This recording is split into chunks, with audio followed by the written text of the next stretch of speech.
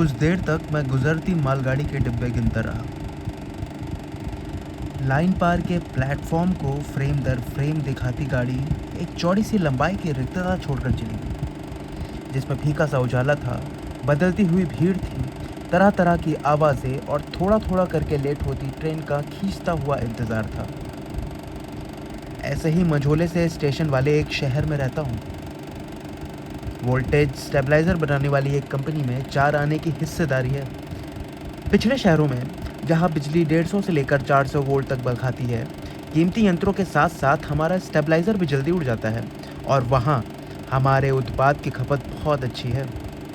शहर शहर घूमकर अपने विक्रेताओं से बकाया वसूली और तकाज़े करना मेरा काम है, और चूंकि काम निर्मम सा है, मैं किसी से सौजन्य व्यवहार की अपेक्षा नहीं रखता।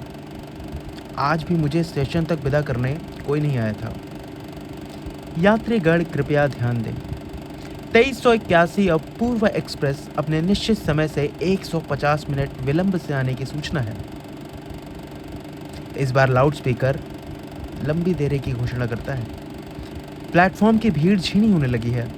स्टेशन के नज़दीक रहने वाले लोग थोड़े समय के लिए अपने अपने घरों को लौट रहे हैं। ठहरे हुए लोग कुछ पल को बेचैन होते हैं, फिर स्थिति से समझौता कर लेते हैं। मैं काफ़ी पुराना और अनुभवी यात्री हूँ।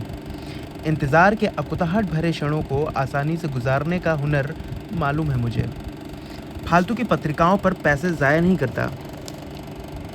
बुद्धिजीवी किस्म का जीव हूँ। तरह तरह के दिमागी खेल खेल कर मन बहला लेता हूँ।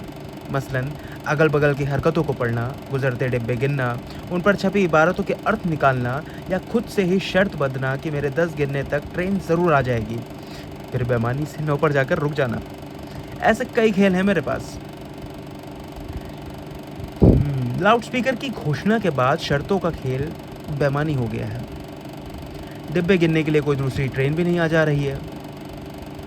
मेरा अनुभव बता रहा है कि निश्चित रूप से कहीं डिरेलमेंट हुआ है। सभी गाड़ियां देरी से चल रही हैं। अब अगल बगल की हरकतों पर मन बहलाने के अलावा कोई रास्ता नहीं बचा है मेरे पास। मैं नज़र दौड़ाता हूँ।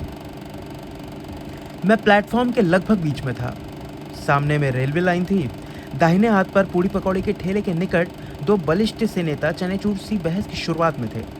पीछे बुक स्टॉल पर बड़े से टेटवे और पिचके गालों वाला एक किशोर पत्रिका पलट रहा था, और बाईं तरफ मेरे बिल्कुल बगल में दुनिया भर के असबाब से घिरा एक परिवार छोटी सी भीड़ का आभास दिला रहा था। 4 सूटकेस, एक ब्रीफकेस, 2 डोलचियां, कुछ प्लास्टिक के थैले, एक पानी वाला ढोल और पुराने अखबारों में लिपटे फिन आकार के 3-4 पार्सल। मेरा भेजा टनटनाने लगा था, मानो सारा कुछ मेरे कपार पर ही बोझ दिया गया हो। मैं जानता हूँ उस पल बेचैनी के भाव मेरे चेहरे पर उतर आए होंगे।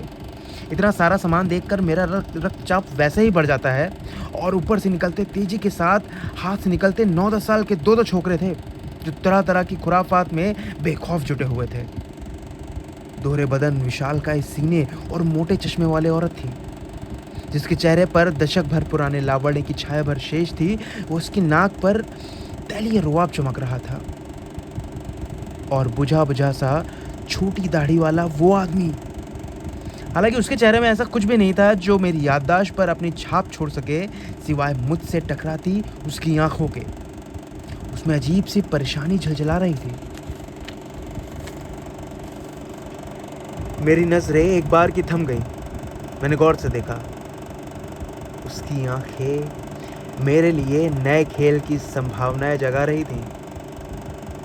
अब मैं जल्दी जल्दी खेल और उसके नियम करता हूँ। अब जब तक ट्रेन आती है, मुझे इस आदमी की परेशानी का मूल कारण खोज निकालना है। कारण तर्क की कसौटी पर खरा उतरना चाहिए। मैं उस व्यक्ति या उसके परिवार की हरकतों व उसके साथ सामान के अध्ययन से आवश्यक सूत्रों को तलाशूंगा, पर मैं बातचीत के जरिए कुछ भी जानने का प्रयास नहीं कर सकता।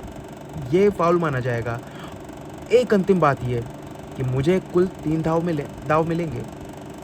मैं आश्वस्त हूँ कि अगले 2 घंटे में बिल्कुल अकाट न सही एक संभावित सा कारण तो खोज ही निकालूंगा। यहाँ थोड़ी बहुत चीटिंग की गुंजाइश भी है। खेल काफ़ी दिलचस्प लग रहा है, और चाहे जैसा भी हो, मेरी जीत भी सुनिश्चित है। मैं यकाएक उत्तेजित हो जाता हूँ। पहली पारी का शुभारंभ करता हूँ।